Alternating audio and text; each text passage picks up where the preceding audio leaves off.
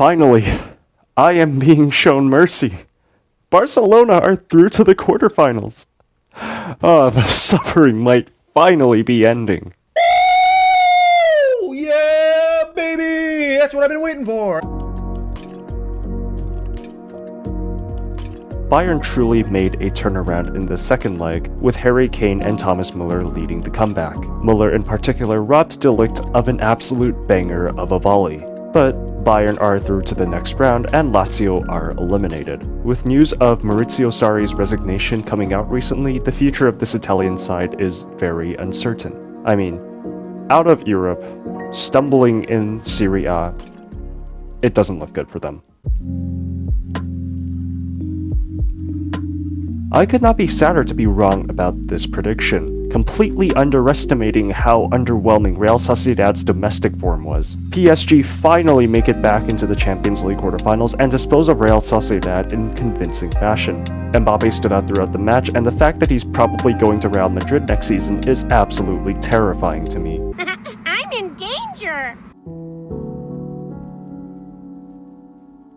Fate has chosen to spare Real Madrid this time because they looked like complete frauds against RB Leipzig. Despite a 1-1 draw between the two sides, the scoreline did not show the full picture at all. Leipzig had so many good chances to kill off Los Blancos, and had it not been for individual performances like Rudiger, Real probably would have been eliminated. But with the aggregate score in their favor, Real Madrid move on to the quarterfinals.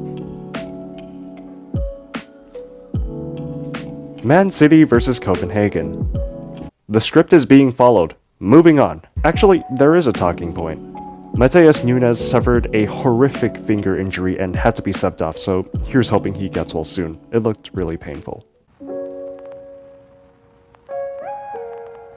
All the credit to Porto because although Arsenal took a 1-0 win at the Emirates, Porto made them struggle for it. Trossard would give the Gunners the lead, but they couldn't make anything else happen throughout the rest of the match, including full-time. Not even nature can explain how Pepe is still so consistently world-class at 41 years old. But with the aggregate score level, the match would go to penalties. With Wendell and Galeno missing their attempts for Porto, Arsenal win on penalties and reached the quarterfinals for the first time since 2010. The Coolers hosted Napoli and got off to a flying start as Fermin Lopez and Joao Cancelo scored in quick succession to take a 2-0 lead. However, Barcelona would rapidly loosen their control over the game and Napoli pulled one back in the 30th minute. What did I say about us being awful at protecting leads this season? In the second half though, Barcelona began pushing forward with more intensity.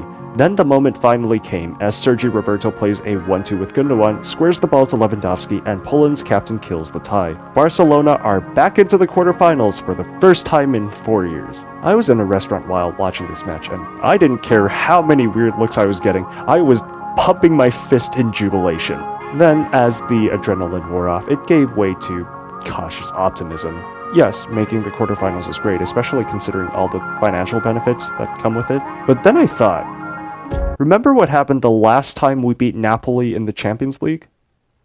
The scoreline was the same as well. The Yellow Wall looked to secure their place in the quarterfinals and were doing just that as Jadon Sancho gave them an early lead. PSV pushed for an equalizer and came close on several occasions, Luke de Jong in particular missing a number of gilt-edged chances. However, Dortmund were also bombarding forward trying to secure a more comfortable lead and seemed to have killed off the tie with Royce's free kick meeting a full group finish, but it was narrowly offside. Finally, in stoppage time, Marco Reus latches onto a full group leader and sends Dortmund into the quarterfinals. For once, Dortmund don't bottle it, and their former captain sends them into delirium. Dortmund are on to the next round. Finally, the match that seemingly everyone was talking about. Atletico Madrid vs Inter Milan. Federico they need. For the rest of the match, Inter desperately hung on, and had it not been for Sommer, Atletico would have run away with the tie. Finally, it came down to a penalty shootout, and I'll be honest, this was kind of hard to call. Jan Oblak's shootout record isn't great, but Inter don't really have any specialized penalty takers aside from Çalhanoğlu. Indeed, it would be Inter to crack as after 4 kicks each, Atletico Madrid were leading 3-2. Last up was Lautaro Martinez, and he had to score his penalty. La pelota es perfecta, perfecta, 120 euros.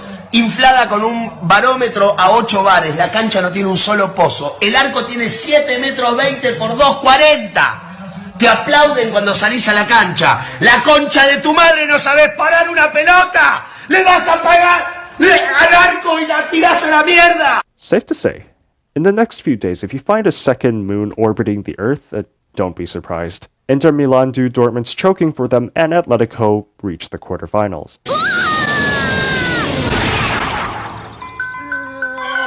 Those are the round of 16 results. I'll come out with my predictions when the quarterfinals draw closer, but which match was your favorite? Let me know down in the comments.